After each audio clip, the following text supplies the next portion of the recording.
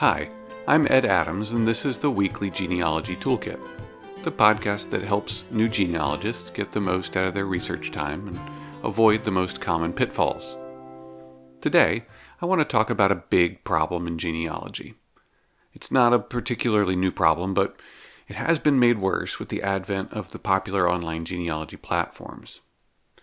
It's a problem that trips up the vast majority of new genealogists and can probably account for a large number of people who give up on genealogy, fearing that it may never be possible to know the truth about their family. Many online sites even tout this problem as a feature, and it really can be, but in my experience only in the rarest of occasions. So what's the problem? Other people's trees. I want to be clear from the get-go where I stand on this topic. Other people's trees are, for the most part, of absolutely no use whatsoever. As a new genealogist, my advice to you is to completely ignore them for now. But why? If someone's done all the work, why redo it? Maybe someone has figured out a way around that brick wall that you've been struggling with.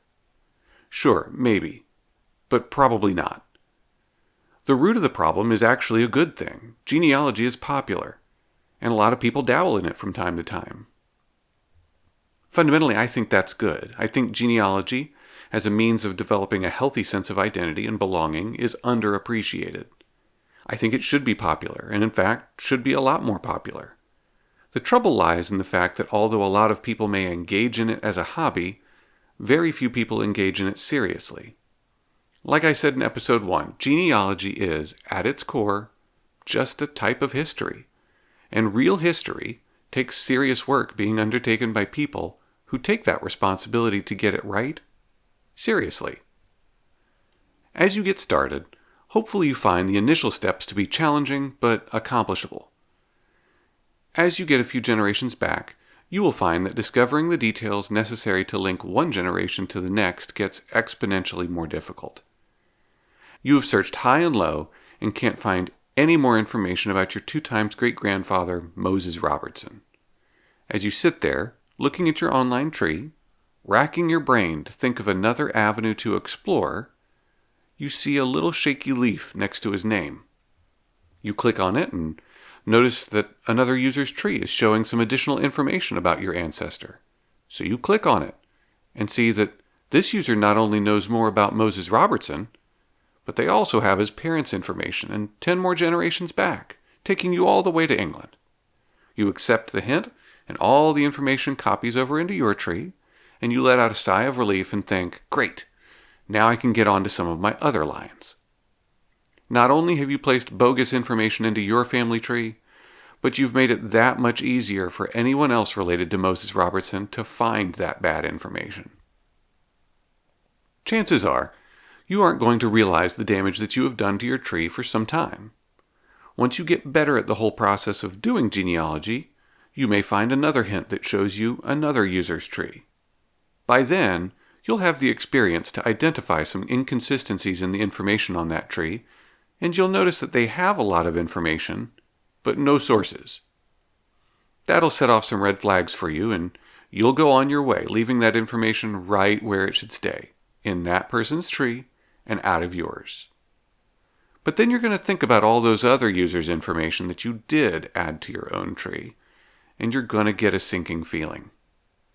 Some people can get tree link drunk, and link dozens and dozens of other users' information to their own, and later realize what they've done, get discouraged at the thought of trying to untangle the mess, and end up quitting the search. I think that's unfortunate because, like I said, the iterative process of digging deeper and deeper into my past has been a positive and grounding experience. I'd hate to think that someone was trying to find the same thing and got discouraged and quit because of the mistakes of others. So the easy answer to avoid this mistake is simply to ignore other member trees. Do all the work on your own at first. That's how you get better at this. And I think just as much fun comes from the research as comes from knowing the answer. Besides, I'd rather be confident in my knowledge that I'm related to a middling but unremarkable farmer in Nebraska than to entertain a fantasy that I'm related to royalty because some guy on the internet said so. Now, I've described this scenario as it would unfold for the typical Ancestry.com user, and I'll typically focus my examples on that perspective because when you look at user bases, Ancestry is the powerhouse. But all the big online sites happily let you make that same mistake almost as easily. FamilySearch.org, a great family history resource and amazingly free, has an interesting feature with its shared tree. You can think of it as kind of like the Wikipedia of family trees. As you build your own tree on Family Search, as a default, you'll be shown potential matches with the shared tree. That match then is not just copied to your tree so much as it is appended to your tree.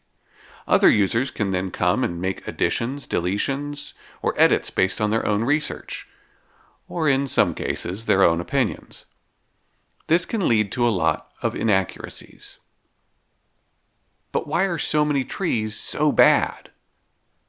Precisely because genealogy does provide that sense of identity that so many of us search for. It feels good to think that you might be related to Charlemagne or Pocahontas. Sometimes it's not quite so grand, but it can feel just as good to think that you're related to a patriot who fought at the Battle of Lexington, or that your ancestor pushed back against a heavy-handed federal government during the Whiskey Rebellion. These are the kinds of things that can make us feel connected to the history of our nation, and can build a sense of ownership in the future of the nation. All good things if you ask me, but I can't abide by a lie. Unfortunately, for many people, the attraction of being connected to one of those consequential people or events is just too much, and they ignore all the indications that it's just not true. So if you're just getting started, like I said, ignore the trees for now. If you've already made the mistake, don't worry. Most of us have made this mistake at one point or another. When you're first getting started, it's hard to know what exhaustive research really is, and looking at a profile filled with information that has at least a few sources that, from a quick glance, appear to be right, can easily draw us in. But I'd encourage you to go back and look at some of those areas in your tree that you know you've pulled information over from other users. Look again, and you may find yourself undoing some of that work. Don't get discouraged, though. Like C.S. Lewis wrote, we all want progress. But if you're on the wrong road, progress means doing an about turn and walking back to the right road. So by realizing the mistake that you've made and starting to get rid of that erroneous information, you are making progress on your tree. Be proud of working to get it right. But is there any use for other people's trees? Absolutely. But it's probably a usefulness that will develop further down the line. First, set your mind to getting good at the basics of genealogy, developing a research plan, and analyzing and evaluating sources. Those are the two basic skills that you'll need to make use of another user's tree. Once you have these skills, though, you can look at the work done by other people and develop a plan for how to confirm or deny their conclusions. Does it look like they've done reasonably exhaustive research, or do they just have a single source attached?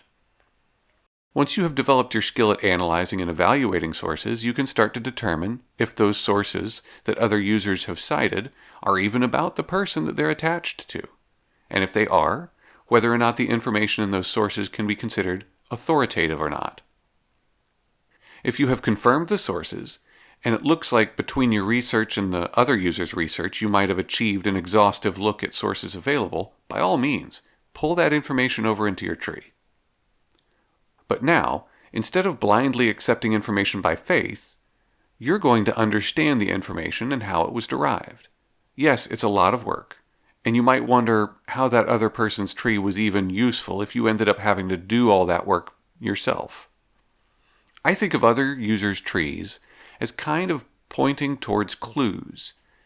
If someone else has found some things that I haven't found, I'd be stupid to ignore it, but I'd also be stupid to trust it at face value.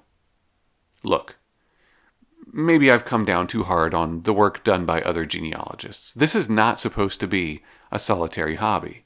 It's much more fun to share what you've discovered than it is simply to walk around quietly knowing it. So ultimately, I'm glad that it's so easy to share our work, but let's endeavor to operate more like academics. We research, write, and publish. We read, we evaluate and critique. We edit and revise. Our published trees should be open to peer review, and we should review the work of others. I just hope that when the time comes to have a gut check and look at the fact that perhaps some of the work that we've done in the past may not be up to par, that we can accept the criticism gracefully and make the needed changes. Because at the end of the day, that seemingly unremarkable farmer in Nebraska paved the way for making you who you are. So I hope I've managed to encourage you to roll up your sleeves and get back out there and into the sources, doing it on your own, putting all those puzzle pieces together and solving the problem yourself. After all, that's where all the fun is. Thanks for listening. I'll see you next time.